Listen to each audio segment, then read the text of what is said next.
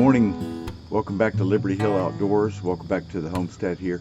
It's been a while since I've been able to put up a video, but I wanted to give you guys an update on what's going on with the animals and how we do the animals every morning. So we're going to go out, we're going to feed the chickens, going to feed the goats, the pigs, and the rest of the animals, and give you a couple of surprises. I want to show you an update for the pigs today. They have grown quite a bit since you've seen them last. A lot of you have seen my video series on building the pig pen, and thank you for doing that.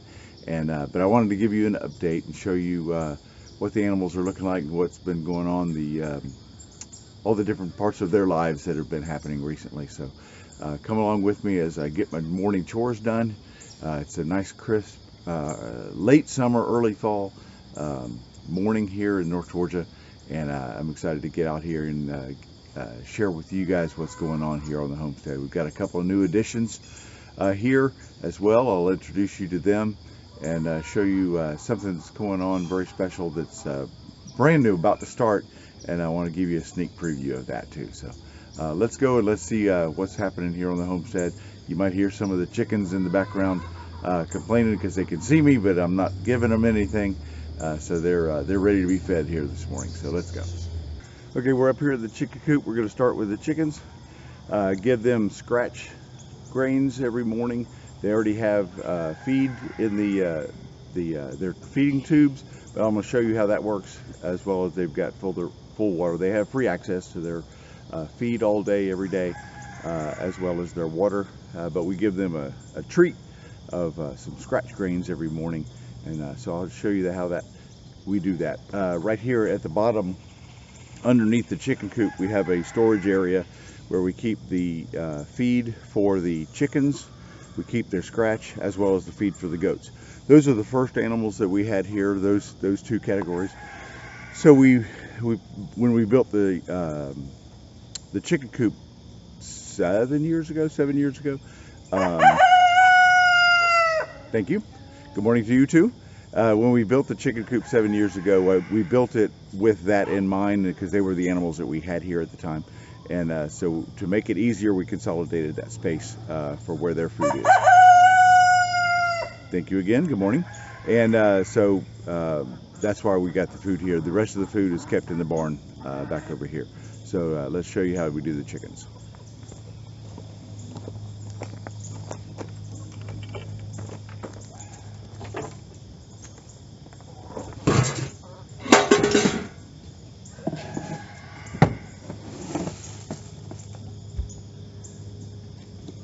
Go Braves.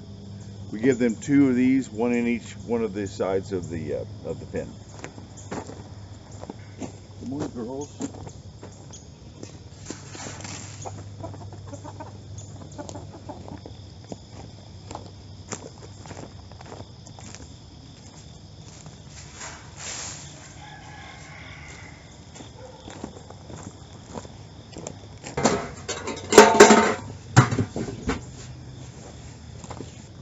Now we're going to check their full-time feeder and see how that's doing.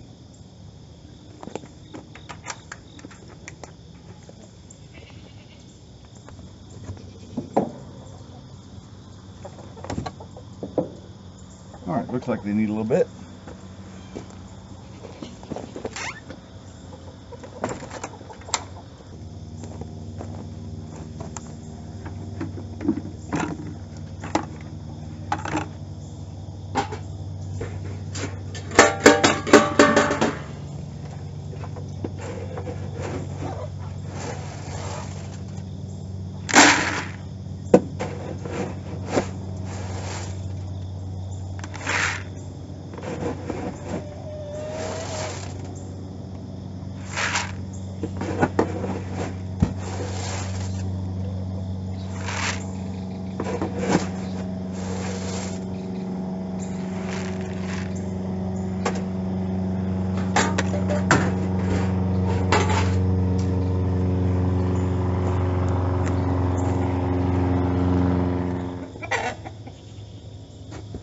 Alright, so we just use a old canning funnel to help us put this in here, and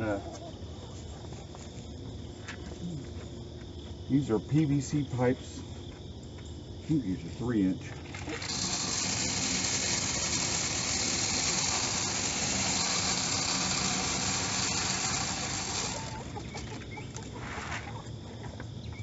and built these back 7 years ago as well. And so they fill up all, I've got a Y down here that's glued in, the bottom is closed. So the only access they have to these is through the little 2-inch hole here at the bottom. And it's pretty clean. It helps to eliminate waste. And with 2 of these, with the chickens that we have, I think we have 18 chickens right now, and that includes the 2 roosters. Between these 2 PVC pipe fillers and then the hanging feeder here, this will last them for well over a week. So we don't have to check their feed daily. We pretty much check it, you know, every 5 or 6 days to see how it's doing. So.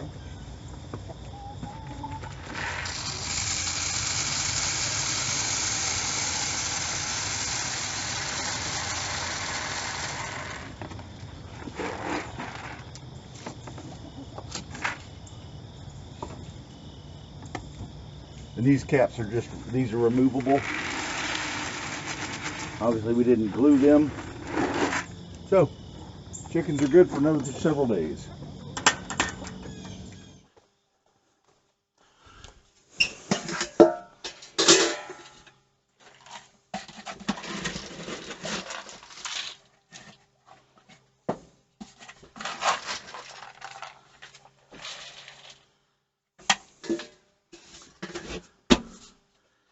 So we use sweet feed for the goats every morning. They also get hay. They get hay every day, or not every day, but every few days. And they live in probably a half-acre paddock that gives them plenty of grass if they want to choose grass. We throw them leaves and tree cuttings and stuff for them. You may have noticed a difference in the audio. I realized that I'd forgotten to turn my new microphone on this whole time, so sorry about that. You'd think that I would be a professional by now, but I don't know. Anyway, so sorry about that. Hopefully the audio is better now, and it will be from now on. So anyway, they love their sweet feed. We give them 12% protein sweet feed every day, and that's their favorite. So we're going to head that direction now. Morning, girls.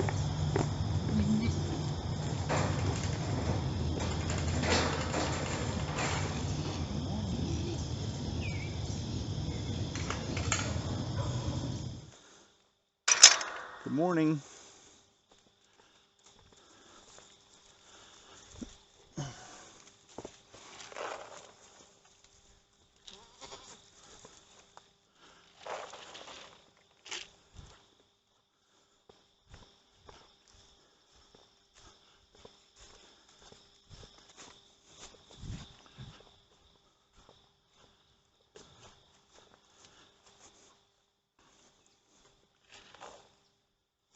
As you may know, goats are very selfish, not very giving and sharing. They're not good at those things. So we have 3 goats. We have 3 different bowls, and we put their sweet feed in each of the 3. Toad, the little one over there, she gets picked on a good bit. These 2 are kind of bullies, and so they'll finish up what they have quickly and then go over and try to eat hers. That's why we give hers in a separate bowl as well. Just to give her as much opportunity to get some sweet feed in the morning as she can get.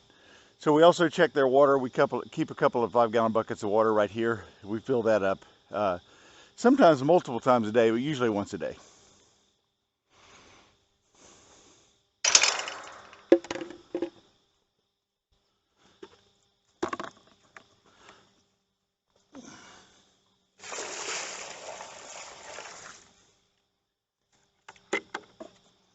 All right, that's the end of the goats. Let's go take care of the pigs next.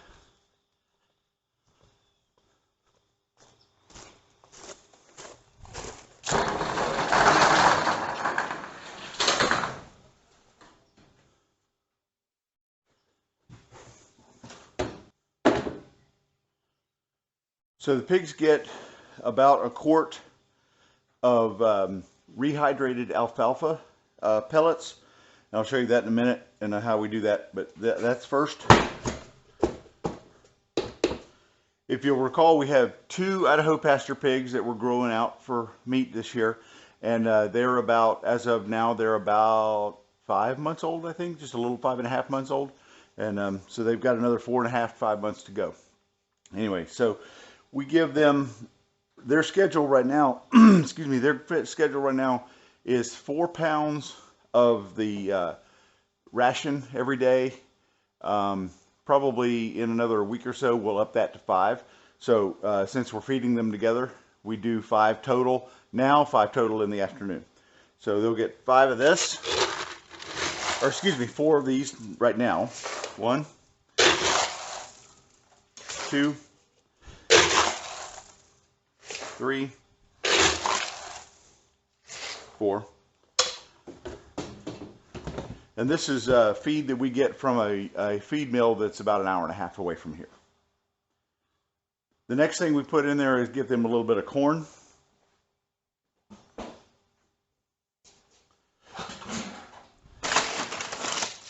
About a half a cup.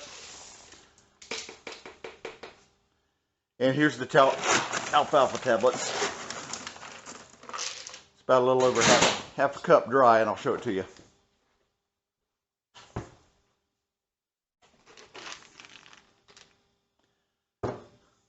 Looks like rabbit food. It's just dehydrated alfalfa pellets, and then we just add water to it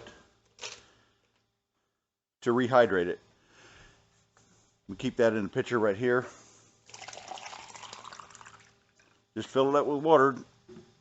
Nothing magical about it, and it'll just sit here. And over the next few hours, it'll rehydrate. So I just stir this up because they don't really care for the alfalfa that much, but they are grazing. They're supposed to be pasture pigs, and so in order to make sure we get them that forage that they need, the grass, we give them the alfalfa tablets. I don't have a lot of pasture here on our homestead, and they eat this, and they sure do seem to be thriving. They're growing quite a bit. So we stir this up to make sure to, just like your small children, that they don't like their vegetables. You know, sometimes you have to hide the spinach in the casserole or whatever. That's what this is we just mix it all up, and they do eat most of it. They'll leave it behind if they can, but they'll, you know, they're pigs. They will certainly eat it. So I stir it up really good here for them. And I've got a scoop that I use. That's sometimes left here in the turkey bin. All right, let's go feed those pigs and let you see how big they've grown. Morning, piggies. Girls doing okay?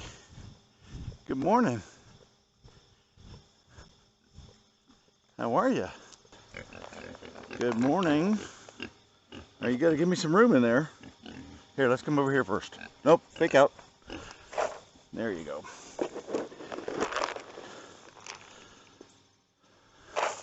I do give them, again, 2 dishes, 2 bowls, so that make sure that both of them get plenty, because one of them is definitely dominant over the other. And so there they go. They'll share now. There you go. They're pretty good at sharing, and but they're doing okay. Anyway, so you see the water container back there. We fill that up every week or so, and it holds them out really good. Many of you have seen me build that. It's working out fantastically. They have figured out how to squeeze the water thing and cause the water just to run out and give themselves a little wallow over here. But so every so often we'll bring some water in and spray it and let them wallow around in the mud. They really enjoy that. Okay, so that's the pigs. They're fed. You can see how big they are. Don't quite know their size yet, their weight, but you can see Opal here. They're getting a little bit more comfortable with us being around. Again, they're not pets. They're going to be food, so we don't treat them as pets. We did give them a name. This is Opal. That's Pearl. But they're eating good. They're enjoying their, habitat here, and they're thriving. So grateful to have them here. So let's go back over here and share a little bit about the turkeys. Well, we're up at the turkey habitat now, and as you can see, we have 4 beautiful turkeys up here. And back in, I think it was July, first part of July, we moved the turkeys up here. It was a chaos. It was fun. It was a fun little thing. We had 22 turkeys we were moving up here. Let me show you what that looks like. This is a little cage or pen, portable pen that I built a number of years ago, and it has served us quite well for many occasions. So we figured we would use this to transport the turkeys up there, probably 6 or 7 at a time. And so let's try it out. We're going to put one of the grandchildren in charge of the lid here to open and close it so they don't fly out, and Grandmommy and I will move the birds.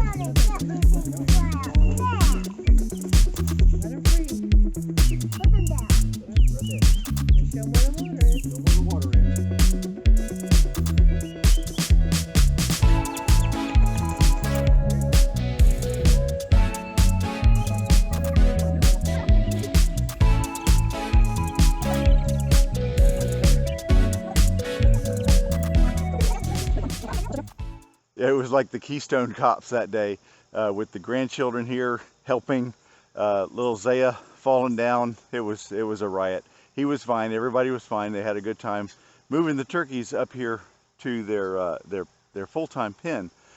But since that time, we've had a bit of a turkatastrophe, and I don't mean to make light of it, but you kind of have to on a homestead. There's life and there's death, and things happen.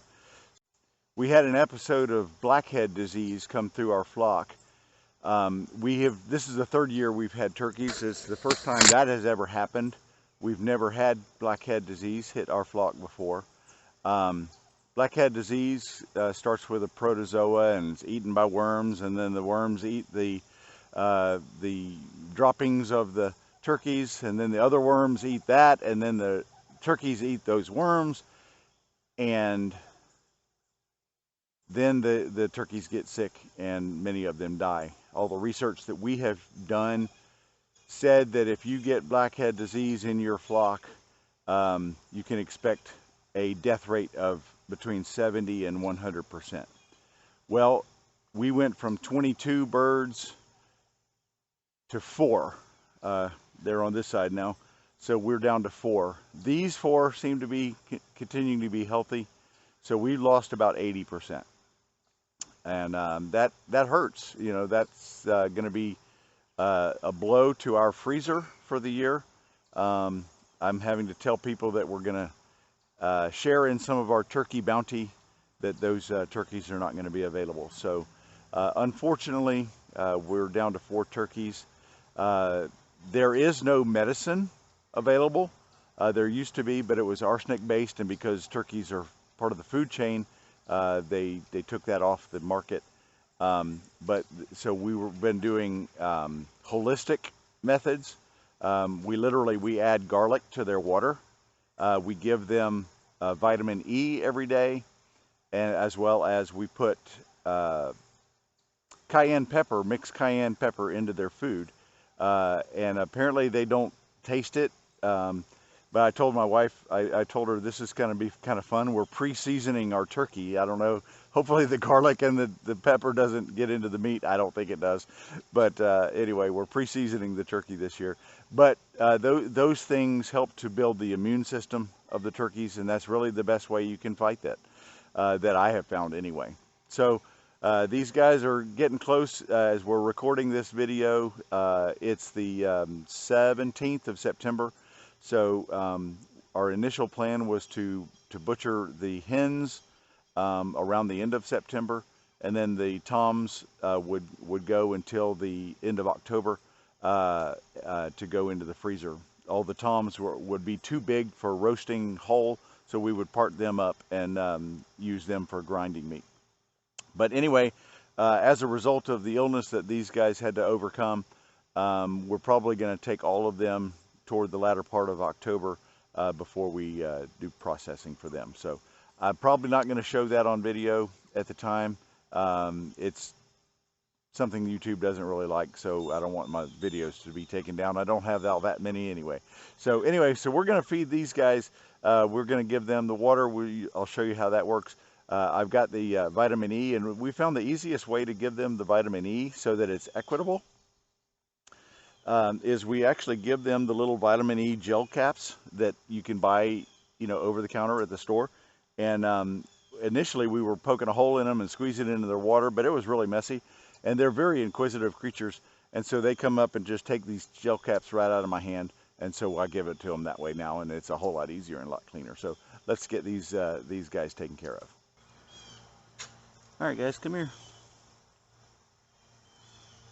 Ready for your... Come on. Come on. There's your... You gonna get that one? There you go. All right, you want to get this one? There you go. Thank you. Good morning. You guys getting that nice blue color on your heads here? Come here. Not you. There's the little one. Thank you. All right, how about you? Nope, not you. Come on, quit. Come on. Here. Right there. There you go. Good job. Now let's take care of the water. All right. All righty. So here's the garlic that I bring.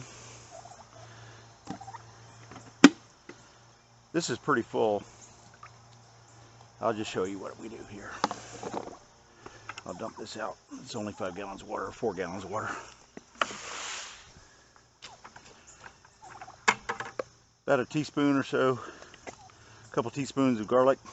This is minced garlic. This is just organic garlic we buy from the store, pre-minced. This year we are going to grow some garlic, but not right now.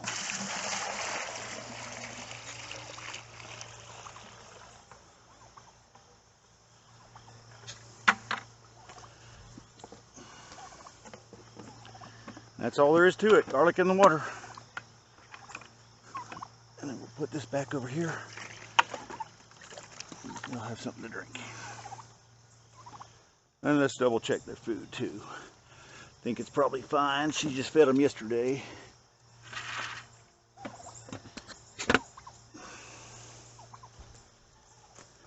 Okay, so that takes care of the food and water for the turkeys.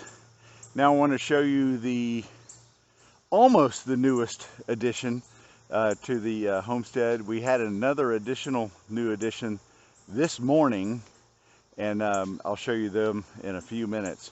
But we're going to go down here to our concrete block building. You may have seen it in the background. It's not anything we use right now. It's needs a little bit of repair before we can really use it for much. But anyway, so that's coming up down the road when we can afford to do that. But we've got some new animal creatures living here at the homestead, and we're going to go feed them, and then we'll show you the brand new addition as well. Okay, we're here at the concrete block shed. We never really have known what to call this. We used to call this the goat barn because the goats used to be in a penned area here. But you might be able to see, poking their heads out of the door here, our new residents. There's a couple of them. There's two. We've got two little kittens that we're raising out here. They're not going to be house cats. These are going to be barn cats. And they've got their shelter and they've got everything set up inside here. Well, they don't. We set it up for them. They're not real good at that yet. Anyway, but the thing is, we don't have names for these kittens, and I wanted to see if you guys would help us with that.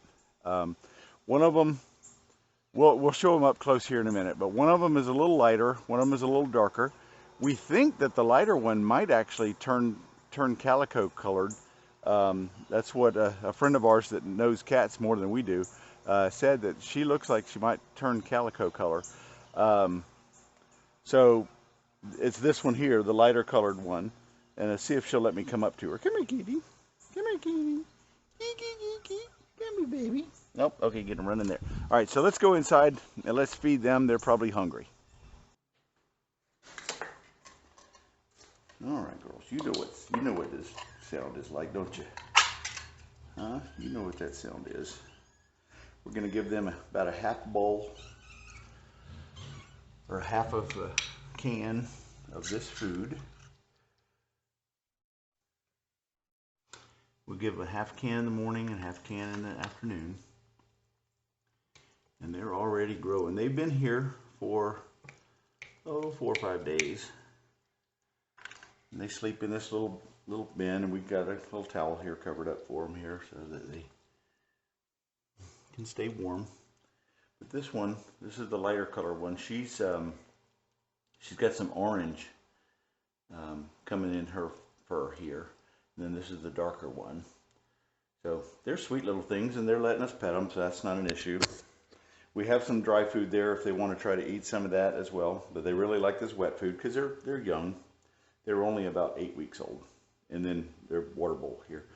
So we've got them in here. It's nice and dry, and it's fine. It's pretty safe. We keep the door mostly shut. We keep it open so they can get out and use the bathroom, and then explore a little bit. But they know this is home in here. And right now, the only other thing in this room is a little bit of plywood over there and a little old ladder over there. So this is not a whole lot for them to get into, but they can explore a little bit. They can get outside and explore around the building. And but we've got them here so that they will grow up and learn how to be little farm predators and take care of the any kind of rodent population we might have here. So they're doing fine. So help us name these guys. 2 little kittens. We'll have them spayed and or neutered in a couple of months, but so we don't want lots of extra cats around here, but they're going to be here. We're going to introduce them to the big barn here before too long, and the rest of the property, so that they'll be here to take care of any rodents that might to get in. We have had some evidence of rodents in the barn, so we want to make sure that these guys take care of that. So they're here. Help us name them, okay? Put comments down below as you like and subscribe this video. Put comments down below and give us some suggestions about the names for these two. Okay, hi there. See, they're fine. Yeah. Yeah. So something like, you know, breezy and stormy, or I don't know. We've got several things that we've thought about. I don't want to influence your suggestions. So give us some suggestions and see what you guys come up with. Okay. Now we have one more that I want to show you. This is all that I typically have to do in the mornings. Now Susan does most weekdays since I'm at work so early. She takes care of them on the weekdays, and I do the feeding on the weekends. Like I said, this is a Saturday morning when I'm shooting this, and so they anyway. So we got one more that just came over to this morning. We've got a collaboration with our next door neighbors, Ben and Laura, and they brought over the newest residents just a few minutes ago while I was up at the turkey pen. And let's walk over there. Oh, you want some more? Let's walk over there and let's see what we have to show you. Okay, this is our poultry brooder area. And what we have in this little container here, we have 17 new quail. They were just hatched either yesterday or the day before. They started day before yesterday, I think. And we've got one more that looks like it might hatch. Susan and Laura, a couple weeks ago, went to a local farmer's market in our area and bought 24 quail eggs, fertilized. And out of that, we may have 18. We definitely have 17. So that's what, 3/4? So that's not bad, 75% if we get 18. So let me get you a close-up look at these little guys. And we have just literally, they just got put in the brooder this morning while I was up at the turkey pen. Laura brought them over. They have the incubator, so they do the incubation part over at their house. And literally, they live right next door, about 150 feet from here. So they live right there. They brought them over in a little box, and we put them in here. Now, I'll warn you, some of them look like they're laid over on their side dead, but they're not. They're enjoying the warm heat. Now, preface this. This is not a tutorial on quail, taking care of quail. We are learning. This is the very first time we've ever raised quail. We don't know much about it. It was kind of a spur of the moment thing that Laura and Susan got those eggs. So we've had to kind of cram for the exam here recently. And so we're doing the best we can. So if you see something that you know that we could be doing better, you have experience with quail, please let us know. Put that in the comments, and we'd be glad to incorporate that, or at least consider it at the very least. So let me give you a close-up look and see how these quail look and how cute they are. They're tiny. They're only like about 1.5 inches tall. So there they are. You can see the thermometer in there. We got a heat lamp going. We also have a heater in the background that we just turned off because we wanted to heat up the area nice and warm. You can see the one back in the background that's kind of laying over on its side. Let me take this lid up so that the focus will get better.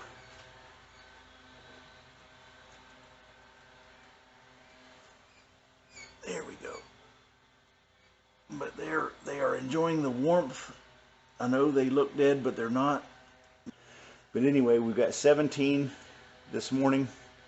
Got their water over here. We learned that you put marbles in there so they don't put their head in there and drown, or they don't fall in there and drown, because these guys are tiny. So they're cute. We're looking forward to them. They will be, for their purpose is for meat ultimately, but hopefully we'll be able to do some breeding. We're going to be Susan ordered a hutch for them. I would have preferred to build it, but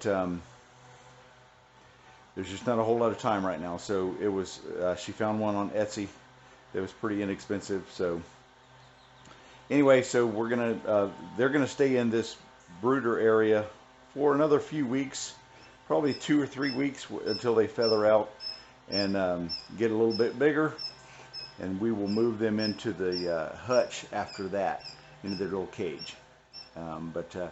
Their water is over here. We've got some food on the ground over here. That's what the expert that we were learning from said the easiest way to feed them is just right there when they're this young. Feed them right there on the paper towels on the floor. So, all right, they're brand new. They're here for the first time today, this morning, and hopefully we will give you guys an update here before too long on how the little quail are doing. All right, so that does it for me this morning. That's our morning chores with all the animals. I don't know if you can hear the blowers and the trimmers going on in the next door. I don't know how well this microphone is picking that up, but hopefully not very well. But anyway, thank you for joining us this morning. You've gotten an update on how we take care of the chickens, take care of the goats, take care of the pigs in the morning, and how much they've grown. We've shown you the turkeys and how much they've grown as well as their population has shrunk. That's a sad day. We did introduce you to our 2 new kitty cats. Again, let me remind you, we'd love to have your comments in the comments below about what we could name those two little girls, or kittens. We're not quite sure if they're girls or not. I think the lighter one is a girl because that's where the orange is coming from, as well as the introduction today to the new quail. So it's an exciting day here at Liberty Hill Outdoors on the Homestead, and so this is a monumental day, so we're excited about it. Help us name those kittens, and I'm going to go in and have breakfast because it's getting a little late for breakfast for me, but the animals have to eat before Randy does. So thanks for joining us today here at Liberty Hill Outdoors. Thanks for tuning in and watching our videos. If you didn't see my series on building the pig pen, I'd love for you to see that. I'll put a link in the notes below. But take a look at that. You know, again, this is still pretty early on in my YouTube career, so forgive me for not doing great. The microphone, hopefully the audio is doing better today. I'll check it when I edit this video and see how it's doing. But we are trying to make better videos for you and to improve our content, to be able to get it out there. And things have slowed down here a bit as far as getting videos out, because it's an extremely busy time of the year for me personally. I still work a full-time job. Plus, I don't know if I've told you guys yet, but I'm a football official in the fall as well, and football is in full swing right now. Plus, there's other things going on and the homestead, so I apologize for not getting more videos out for you guys to see.